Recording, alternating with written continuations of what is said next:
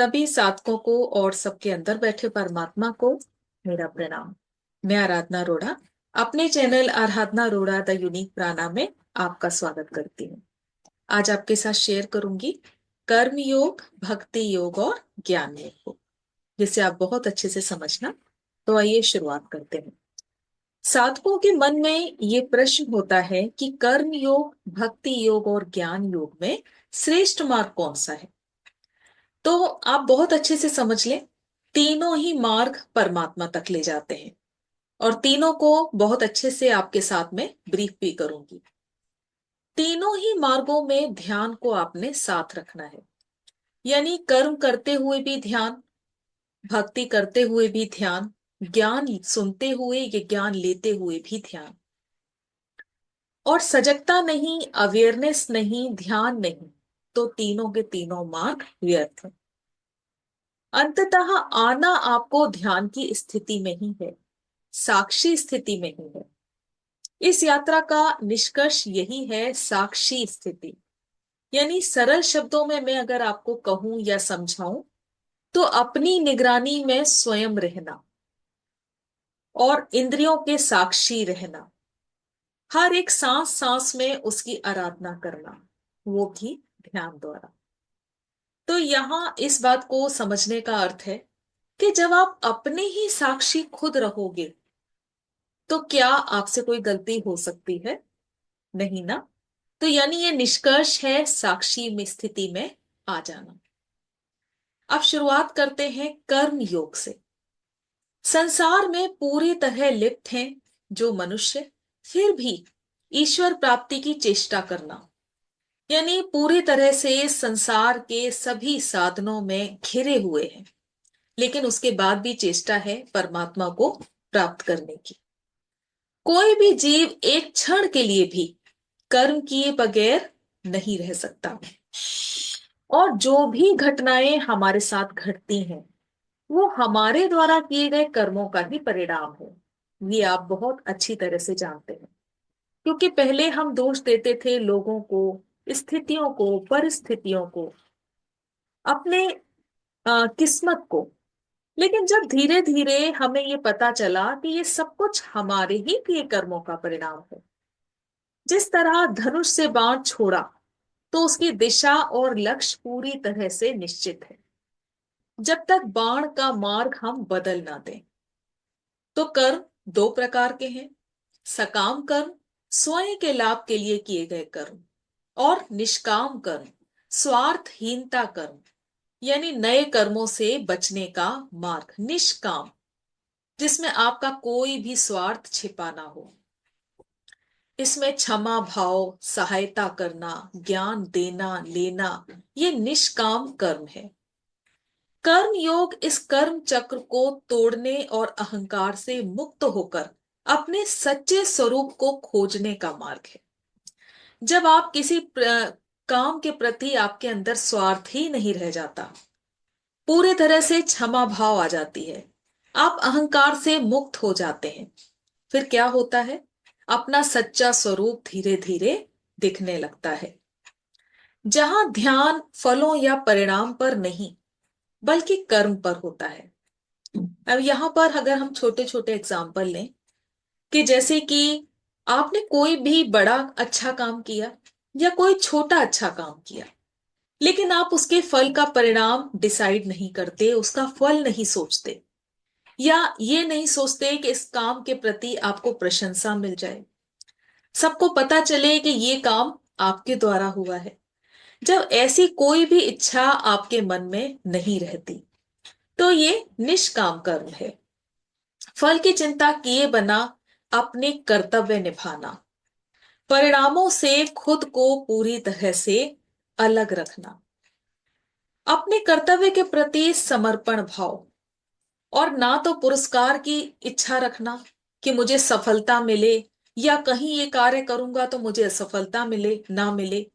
यानी आपने कुल मिला के उसका परिणाम सोचा ही नहीं, बस आपने कर्म किया, अपना सर्वश्रेष्ठ दिया। तो ये है निष्काम कर्म। अब है ज्ञान योग। अपने अंदर सच्ची आत्म जागरूकता को जगाने का प्रयास, ज्ञान का आना और अज्ञान का जाना। ज्ञान प्राप्त करना सिर्फ इतना ही नहीं, फिर उसका विश्लेषण करना, उस पर विचार करना, चिंतन करना और स्वयं को जानना, स्वयं को समझना, अहंकार और वासना से स्वयं से अलग करना। ज्ञान योग का सिर्फ एक यही मार्ग नहीं है, बल्कि अगर आप चाहें तो कर्म योग द्वारा भी ज्ञान प्राप्त कर सकते हैं, राज योग द्वारा भी ज्ञान प्राप्त कर सकते हैं। यानी कर्म में लिप्त रहते हुए भी आप ज्ञान सुन भी सकते हैं, आप ज्ञान पढ़ भी सकते हैं। और जैसा मैंने बताया कि ज्ञान सिर्फ सुनना या सिर्फ पढ़ना इतना मात्र नहीं, आपने जो भी ज्ञान पढ़ा या ज्ञान सुना, फिर उस पर आप विचार करें, उस पर आप मनन करें, चिंतन करें, और ऐसा ज्ञान जो आपके अंदर झलके। शुरुआत आप चाहें तो धार्मिक ग्रंथों को पढ़ने से कर सकते हैं, धीरे धीरे उनके अर्थों को समझते हुए, ज्ञान की जो बातें उसमें दी हैं उसको समझते हुए, खुद को ज्ञान लेने के लिए उसको पूरी तरह से अपने आप को आप समर्पित कर दें। जो ज्ञान आप सुन रहे हैं, जो ज्ञान आप ले रहे हैं, उसमें पूरी तरह से आप श्रद्धा रखें, ना कि इस बात पर आप गर्व महसूस करें कि आपने तो ज्ञान ले लिया, आपको अहंकार होने लगे। तो ऐसा आपने नहीं करना है। तो मार्ग तो यही है, यहां कोई भी आपने संदेह नहीं रखना। साधक इन्हीं मार्गों से होते हुए धीरे धीरे करके आगे बढ़ते हैं। अब जो जरूरी है वो है ध्यान, वो है लगन, समर्पण, अथाह प्रेम और निस्वार्थ की भावना, जिसको समझना बहुत जरूरी है। यानी कि जो यहाँ पर इसका मूल तत्व है जो समझने वाला, वो ये है कि जब आप कर्म योग में होते हैं, तो जैसा शुरुआत में मैंने बताया कि ध्यान को सबके साथ आपने जोड़ना है। कर्म योग करते हुए भी आप ईश्वर के प्रति भक्ति भावना दिखाते हैं, इतने अच्छे कर्म करते हैं कि उसके फल के लिए आप नहीं सोचते। यानी कि पूरी तरह से अवेयरनेस, पूरी तरह से ध्यान से अपने कर्मों को करना। और जब हम ध्यान से किसी कार्य को करते हैं तो पूरी तरह से उसके लिए अवेयर रहते हैं, अलर्ट रहते हैं। अवेयरनेस हमारे अंदर आती है कि ताकि हमसे किसी तरह की कोई भी भूल ना हो। इसी तरह से ज्ञान सुनते हुए, पढ़ते हुए, लिखते हुए भी पूरी तरह से ध्यान रखना है। ध्यान यानी कि अवेयरनेस। आपने क्या चीज सुनी, जो सुना उसका अर्थ क्या है, फिर उस पर आपने मनन किया, उस पर आपने चिंतन किया और उसको अपने जीवन पर अप्लाई किया। यानी यहां भी आपने ध्यान को जोड़ा। अब आते हैं भक्ति योग पर। भक्ति योग में ईश्वर के प्रति समर्पण और प्रेम की भावना, श्रवण, कीर्तन, सिमरण, वंदना और आत्मनिवेदन, सबके पीछे जुड़ा है योग। योग यानी परम सत्य, परम सत्य से जुड़ना। ध्यान आंतरिक यात्रा है, निस्वार्थ भक्ति यात्रा है। सच्चा भक्त वो है जो मूर्ति को मूर्ति ना समझे, अपने प्रिय भगवान को उसके अंदर अनुभव करे। इतना अथाह प्रेम हो, इतना सच्चा समर्पण हो, जैसे मीरा की भक्ति भगवान श्री कृष्ण के प्रति, शबरी की भक्ति प्रभु श्री राम के प्रति। भक्ति योग ईश्वर के उच्चतम शक्ति के प्रति समर्पण है। भक्ति योग का जो मुख्य उद्देश्य है वो है अहंकार को त्यागना, वासना को समझना, प्रेम को समझना, ना कि सेवा भाव प्रदर्शित करना।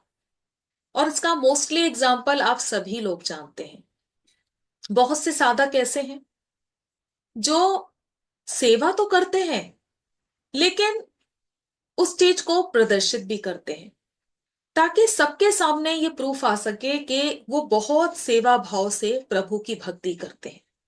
जबकि हमको ऐसा नहीं करना है।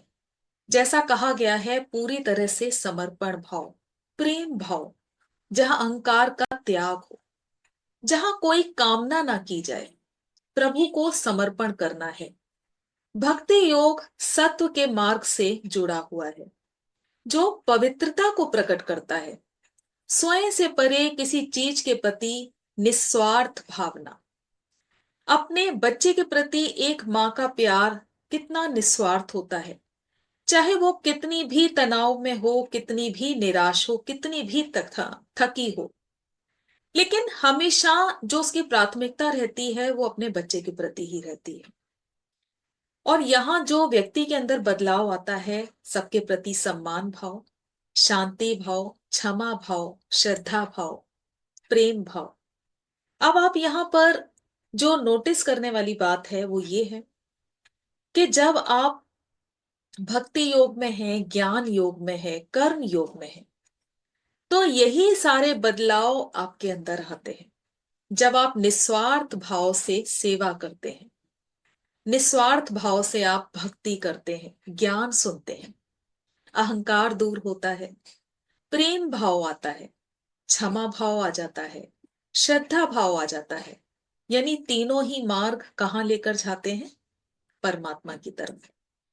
जो गहरी बात है यहां पर समझने की वो ये है कि परमात्मा ने साथ सिर्फ सांसें भेजी हैं।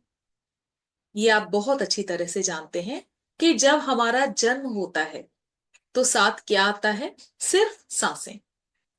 लेकिन हम इस रहस्य को समझ नहीं पाते और लग जाते हैं बहुत रास्तों पर भटकने के लिए।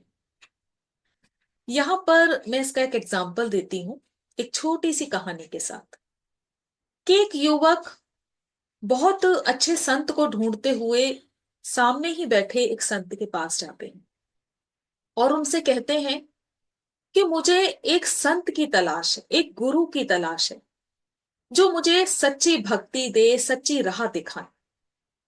संत समझ गए और बोले, जा, आगे जाकर तुझे मुझ जैसे ही संत मिलेंगे, बस खोजना तुझे है।